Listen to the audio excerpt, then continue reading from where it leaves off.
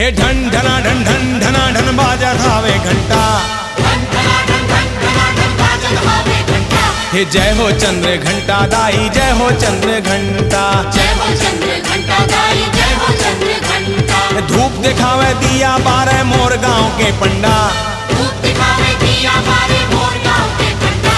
जय हो कुसमांडा दाई, जय हो कुसमांडा, जय हो कुसमांडा दाई, जय हो कुसमांडा।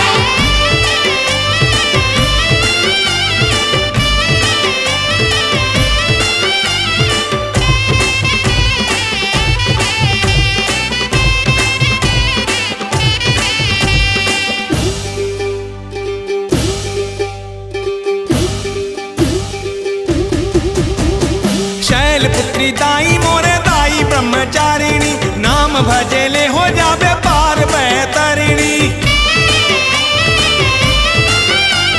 शैल पुत्री दाई मोरे दाई ब्रह्मचारिणी, नाम भजेले हो जावे पार बैतरिणी। हे सिद्धिदात्री नौ दुर्गा जय बोले सूरज चंदा, सिद्धिदात्री नौ दुर्गा जय बोले सूरज चंदा। जय हो चंद्र घंटा दाई, जय हो चंद्र घंटा, जय हो चंद्र घंटा दाई, जय हो चंद्र घंटा। हे ढन ढना ढन ढन ढना ढन बाजा थावे घंटा, ढन ढना ढन ढन ढना ढन बाजा थावे घंटा। हे जय हो चंद्र घंटा दाई, जय हो चंद्र घंटा, जय हो कुसमांडा दाई, जय हो कुसमांडा।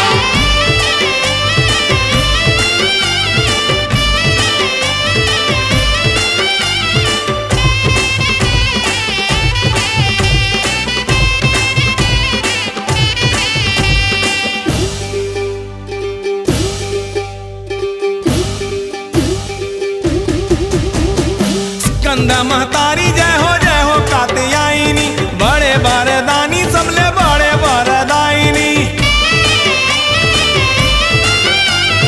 स्कंदा महतारी जय हो कात्यायनी, बड़े वरदानी सबले बड़े वरदायिनी। हे काल रात्रि महागौरी भजे जमुना गंगा, काल रात्रि महागौरी भजे जमुना गंगा। जय हो चंद्र घंटा दाई, जय हो चंद्र घंटा, जय हो चंद्र घंटा दाई, जय हो चंद्र घंटा। हे ढन ढना ढन ढन ढना ढन बाजा थावे घंटा, ढन ढना ढन ढन ढना ढन बाजा थावे घंटा। हे जय हो चंद्र घंटा दाई, जय हो चंद्र घंटा, जय हो चंद्र घंटा दाई, जय हो चंद्र घंटा। धूप दिखावे दिया बारे मोर गांव के पंडा, धूप दिखावे दिया बारे मोर गांव के पंडा। जय हो कुसमांडा दाई, जय हो कुसमांडा, जय हो कुसमांडा।